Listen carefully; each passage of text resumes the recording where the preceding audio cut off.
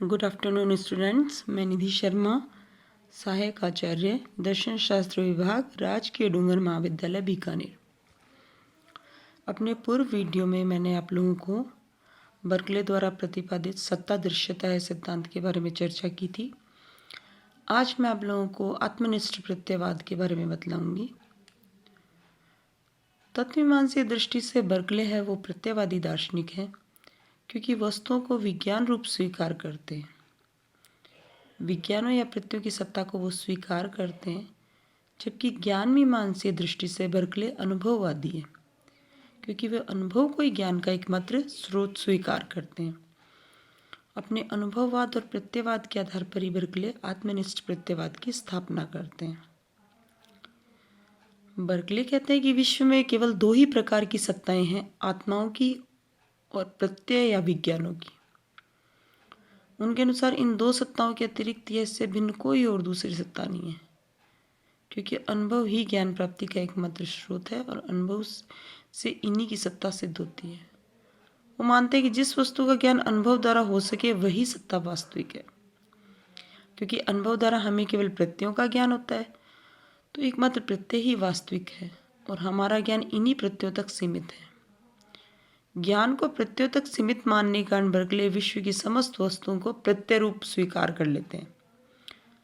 इस प्रकार बर्कले विश्व को क्या स्वीकार करते हैं? मनोमय मानते हैं, मन आधारित, मन पर निर्भर, क्योंकि हमारे ज्ञान के विषय प्रत्यय हैं और प्रत्यय है वो वस्तुनिष्ठ रूप न होकर आत्मनिष्ठ है, आत्मा पर निर्भर है और आत्मा अर्थात मन पर निर्भर है। तो उससे संपूर्ण विश्व में जो प्रत्ययों का अस्तित्व है, संपूर्ण विश्व का जो निर्माण है वो मन द्वारा ज्ञेय प्रत्ययों के आधार पर करने के कारण पूरा विश्व क्या हो गया? मनोमय हो गया। तो अपने आत्मनिष्ठ प्रत्ययवाद की स्थापना के लिए बर्कले लॉक के अमूर्त प्रत्ययों के सिद्धांत, प्राथमिक गुणों की वस्तुनिष्ठता के सिद्धांत, इन सब का खंडन करते हैं। अमूर्त प्रत्ययों और प्राथमिक गुणों की वस्तुनिष्ठता का खंडन कर बर्कले ये सिद्ध करना चाहते हैं कि कैसे किसी ऐसे जड़ पदार्थ का अस्तित्व है ही नहीं जिसकी आत्मा से स्वतंत्र या वस्तुनिष्ठ सत्ता हो, जो प्राथमिक गुणों का भी अधिष्ठान हो। क्योंकि लॉक ने क्या किया था?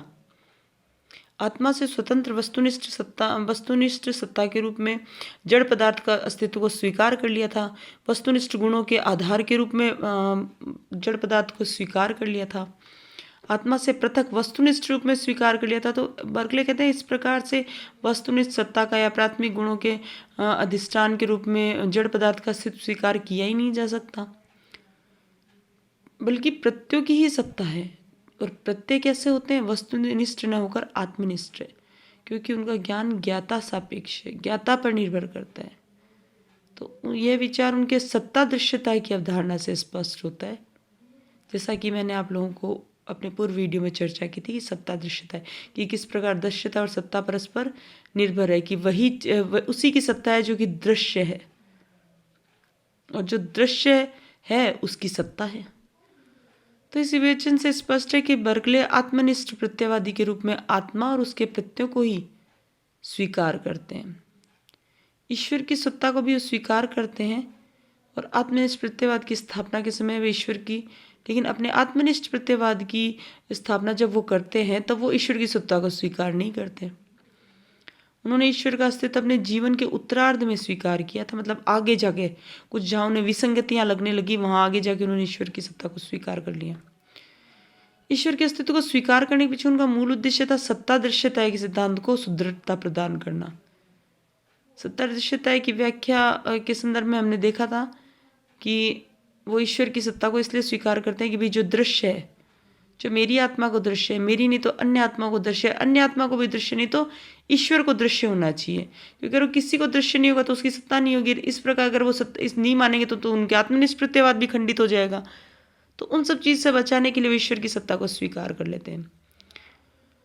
तो कुछ विचारक है वो बर्कले के प्रत्ययवाद को वस्तुनिष्ठ मानते हैं और उनका यही आधार है मानने का कि वे अपने दार्शनिक जीवन के उत्तरार्ध में पदार्थों की वस्तुनिष्ठता को स्वीकार कर लिया।